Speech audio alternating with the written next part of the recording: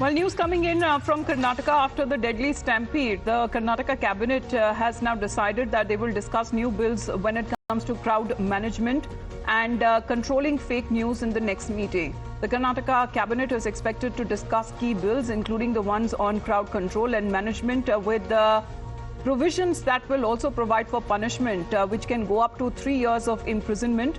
In its next meeting, what is being said as the bill gains significance in the wake of the recent tragedy, the stampede that happened in Bengaluru earlier this month that claimed the lives of 11 people, mostly youngsters. Also likely to discuss are the bills against misinformation on fake news, hate speeches and crimes. State Law and Parliamentary Affairs Minister has now said that after this cabinet meeting, 4 bills that were proposed. Let's get in a word from Neha now. Neha, 4 bills that were proposed, mainly as far as the government now seems to be coming into action as far as when it comes to the stampede that had been witnessed against fake news and misinformation and propaganda. It seems all of the actions that will be now initiated by the state government.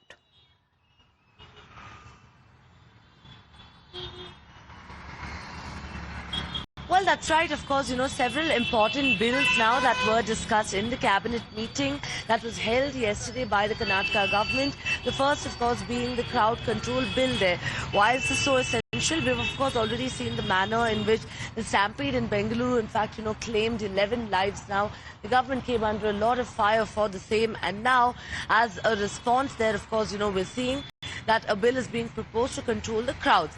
Essentially, what this bill aims to, of course, do now is target the event organizers and the event, of course, all of those responsible for hosting these events in a bid to ensure that, untoward incidents do not take place.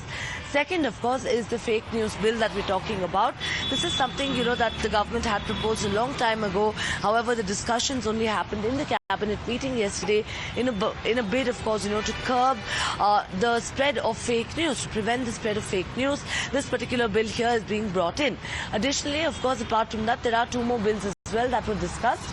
All of these bills would eventually be discussed in the cabinet, cleared in the next cabinet meeting next week, and then placed in front of the assembly, which, of course, would probably happen later this year. And we'll really have to wait and see, as far as the opposition now is concerned, how they respond to this. All right. What is now being said as far as the state government is concerned, that there is still a need for detailed discussion on some of the bills. Now it has been decided that before the next cabinet meeting takes place, concerned ministers will be meeting and discussing and bringing the bills before the cabinet.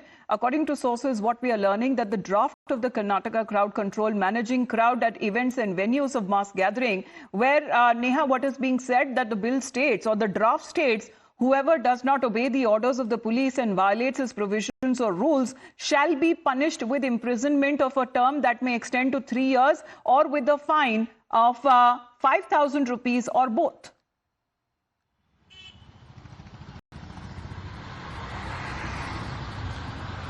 Well, that's right. Of course, Amita, we've seen earlier as well, the government has formulated a host of bills.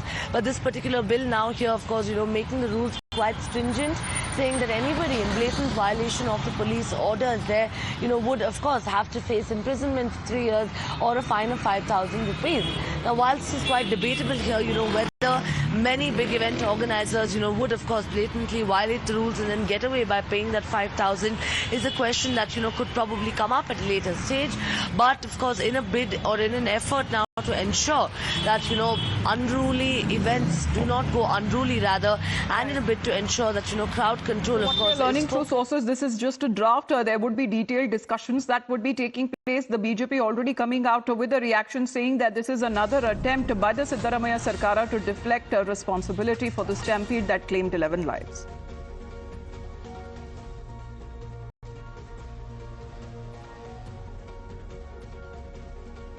If deflection, diversion and blame game was a sport, Congress party would win the gold medal for it.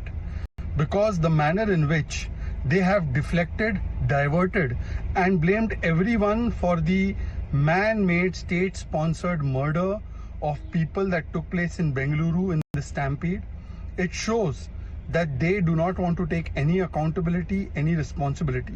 In fact, A1 and A2, Siddaramaiah ji and DK Shivakumar have escaped from all kinds of accountability. And now they are bringing a bill in order to blame the crowds in order to blame everybody else except themselves.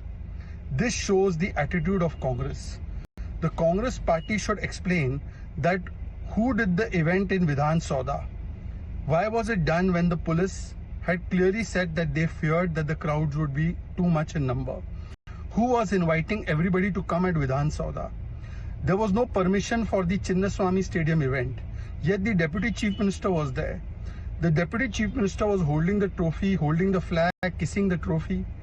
Who was patronizing such events in such a hurry, even when the police was saying that they were not comfortable organizing it? Now the question is that what about the accountability of the political leadership whose credit and photo op politics led to the man-made state-sponsored hatya or murder of people? So the BJP accusing the Siddaramaiah government of Karnataka of deflecting any take on the responsibility which led to the stampede in earlier this month, as far as claiming 11 lives in Bengaluru.